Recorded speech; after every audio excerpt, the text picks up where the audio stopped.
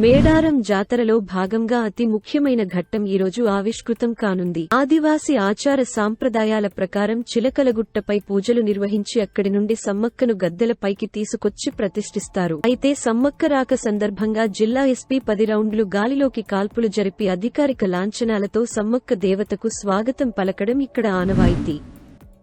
త్వరలో జరుగనున్న లోక్సభ ఎన్నికల వేళ ముఖ్యమంత్రి రేవంత్ రెడ్డి కీలక ప్రకటన చేశారు. కాంగ్రెస్ పార్టీ నుంచి తొలి అభ్యర్థిని ప్రకటించారు. కొడంగల్ నియోజకవర్గంలో ఏర్పాటు చేసిన బహిరంగ సభలో రేవంత్ రెడ్డి పాల్గొన్నారు. ఈ సందర్భంగా పలు అభివృద్ధి పనులకు శంకుస్థాపన చేసిన సీఎం అనంతరం ఏర్పాటు చేసిన బహిరంగ సభలో మహబూబ్ నగర్ కాంగ్రెస్ ఎంపీ అభ్యర్థిగా చల్లా వంశీచంద్ రెడ్డి పేరును ఖరారు చేశారు.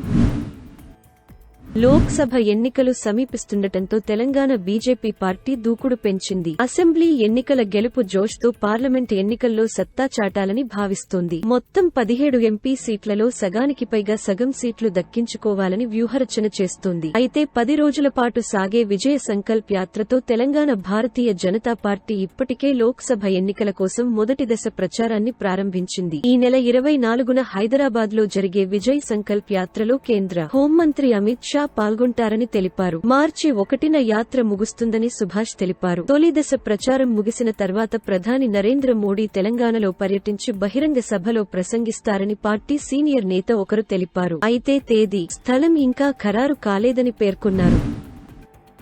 ఢిల్లీ లిక్కర్ పాలసీ కేసు కలకలం రేపుతోంది. ఇదే కేసులో ఆరోపణలు ఎదుర్కొంటున్న వాళ్లలో ఎమ్మెల్సీ కవిత కూడా ఒకరు. ఈ స్కామ్లో ఆమె చుట్టూ అనేక ఆరోపణలు తెరపైకి వచ్చాయి. ఓవైపు ఈడీ విచారణ, మరోవైపు కవిత న్యాయ పోరాటం కొనసాగుతోంది. ఇప్పుడు సీబీఐ నుంచి కూడా కవితకు నోటీసులు అందాయి. లోక్సభ ఎన్నికల రాజకీయ ఉత్కంఠతో ఏఐఎంఐఎం అధినేత అసదుద్దీన్ ఓవైసీ రంగంలోకి దిగారు. 2019 లోక్సభ ఎన్నికల్లో ఏఐఎంఐఎంకు చెందిన 2 ఎంపీలు విజయం సాధించగా అసదుద్దీన్ ఓవైసీ హైదరాబాద్ నుంచి, ఇంతియాజ్ జలీల్ ఔరంగాబాద్ నుంచి గెలుపొందారు. ఈసారి 2 సీట్లకు పైగా గెలుపొందాలని ఓవైసీ ఇప్పటి నుంచే ప్రయత్నాలు మొదలుపెట్టారు. ఇందుకోసం ఓ ప్రత్యేక ప్రణాళికను సిద్ధం చేసుకుని హైదరాబాద్, ఔరంగాబాద్లతో పాటు ఉత్తరప్రదేశ్, బీహార్, పశ్చిమ బెంగాల్, మహారాష్ట్ర ఎన్నికల్లో పోటీ చేయాలని నిర్ణయించుకుని అభ్యర్థుల ఎంపిక చేసే పనిలో ఉన్నారు.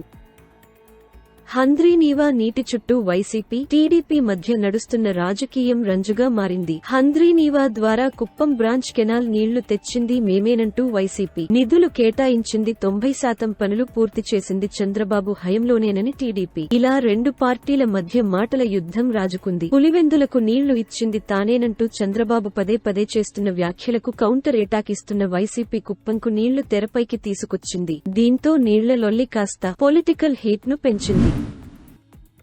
జనసేన అధినేత పవన్ కళ్యాణ్ భీమవరంలో పర్యటిస్తున్నారు. పట్టణంలో టీడీపీ ముఖ్యనేతలతో ఆయన భేటీ అయ్యారు. రానున్న ఎన్నికల్లో భీమవరంలో జనసేన, టీడీపీ అనుసరించాల్సిన వ్యూహాలపై చర్చించారు. దుష్టపాలన నుంచి రాష్ట్రాన్ని కాపాడేందుకు అందరూ కలిసికట్టుగా పనిచేయాలన్నారు. అంతకుముందు పవన్ కు ఇరు పార్టీల నేతలు ఘనస్వాగతం పలికారు.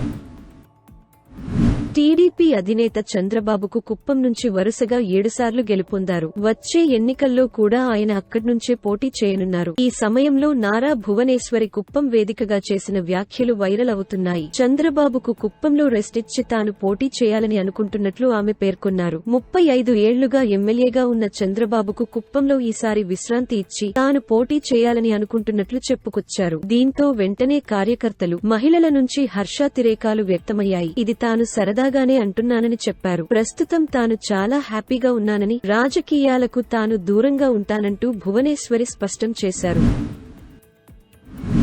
ఒకే రోజు గ్రూప్ 2 ప్రిలిమ్స్, ఎస్బీఐ పరీక్షలు ఉన్నాయని, ఈ రెండింటికి దరఖాస్తు చేసిన వారు ఉన్నారని, ఈ నేపథ్యంలో గ్రూప్ 2 పరీక్ష వాయిదా వేయించాలని కుయుక్తులు పన్నిన ఎల్లో బ్యాచ్ కు గట్టి ఎదురుదెబ్బ తగిలింది. గ్రూప్ 2 పరీక్ష జరిగే ఈ నెల 25న ఎస్బీఐ పరీక్ష కూడా రాస్తున్నవారు కేవలం 550 మందే ఉన్నారని తేలింది. ఈ 550 మందికి మార్చి 4న పరీక్ష నిర్వహిస్తామని ఎస్బీఐ తెలిపింది. దీంతో యథావిధిగా ముందు ప్రకటించిన షెడ్యూల్ ప్రకారం Andhra Pradesh public service commission, APPSC group 2 పరీక్షను ఈ నెల 25న నిర్వహించనుంది.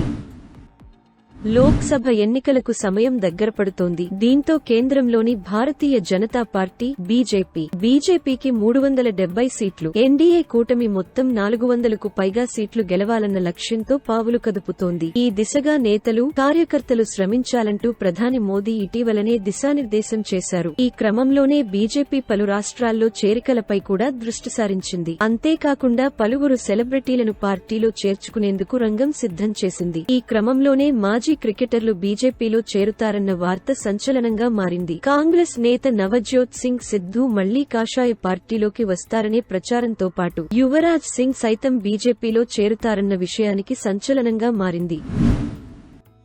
అనధికారిక రుణాల యాప్లను కట్టడి చేసేందుకు మరిన్ని చర్యలు తీసుకోవాలని ఆర్థిక రంగ నియంత్రణ సంస్థలకు కేంద్ర ఆర్థిక మంత్రి నిర్మలా సీతారామన్ సూచించారు. ఆర్థిక స్థిరత్వానికి పొంచి ఉన్న రిస్కులను గుర్తించేందుకు నిరంతరం అప్రమత్తంగా ఉండాలని, క్రియాశీలకంగా వ్యవహరించాలని పేర్కొన్నారు. బుధవారం జరిగిన ఆర్థిక స్థిరత్వం అభివృద్ధి మండలి FSDC 28వ సమావేశంలో పాల్గొన్న సందర్భంగా ఆమె ఈ మేరకు సూచనలు చేశారు.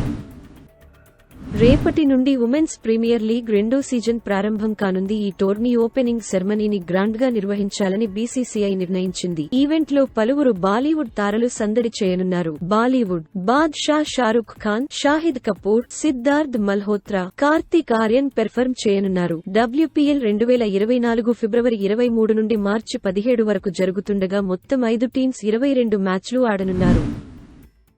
పాకిస్తాన్లో రాజకీయ అనిశ్చితికి ఎట్టకేలకు తెరపడింది. సంకీర్ణ ప్రభుత్వ ఏర్పాటు, అధికార పంపకంపై పాకిస్తాన్ ముస్లిం లీగ్, నవాజ్, PMLN, పాకిస్తాన్ పీపుల్స్ పార్టీ ఎట్టకేలకు తుది ఒప్పందానికి వచ్చాయి. నూతన ప్రధానమంత్రిగా PML నేత షహబాజ్ షరీఫ్, అధ్యక్షుడిగా PPP సీనియర్ నాయకుడు అసిఫ్ అలీ జర్దారీ బాధ్యతలు చేపట్టనున్నారు. రెండు పార్టీల మధ్య మంగళవారం అర్ధరాత్రి కీలక చర్చలు జరిగాయి. అనంతరం PPP చైర్మన్ బిలావల్ భుట్టో మీడియాతో మాట్లాడారు. PPP భాగస్వామ్యంతో ఏర్పాటయ్యే సంకీర్ణ ప్రభుత్వ ప్రధానిగా షహబాజ్ షరీఫ్, అధ్యక్షుడి పదవికి తమ ఉమ్మడి అభ్యర్థిగా అసిఫ్ అలీ జర్దారీ పేర్లను ఖరారు చేసినట్లు ప్రకటించారు. బిగ్ బాస్ ఫేమ్ ప్రముఖ యూట్యూబర్ షణ్ముఖ్ జస్వంత్ గంజాయితో పట్టుబడ్డాడు. అతని సోదరుడు సంపత్ వినయ్ ఆంధ్రప్రదేశ్ కి చెందిన యువతితో 10 ఏళ్లుగా ప్రేమలో ఉంది. 3 సంవత్సరాల క్రితం ఎంగేజ్మెంట్ చేసుకున్నాడు. ఆ తర్వాత ఆమెను దూరం పెట్టి 20 రోజుల క్రితం వేరే యువతిని పెళ్లి చేసుకున్నాడు. ఈ విషయానికి తెలుసుకున్న ప్రియురాలు పోలీసులకు ఫిర్యాదు చేయగా కేసు నమోదు చేసుకున్న పోలీసులు సంపత్ ని అదుపులోకి తీసుకునేందుకు యువతితో పాటు షణ్ముఖ్ నివాసానికి వెళ్లగా అక్కడ షణ్ముఖ్ గంజాయి సేవిస్తూ కనిపించాడు. దాంతో సంపత్ తో పాటు షణ్ముఖ్ జస్వంత్ ని నార్సింగి పోలీసులు అదుపులోకి తీసుకుని విచారిస్తున్నారు. It's not a game, it's a rich thing.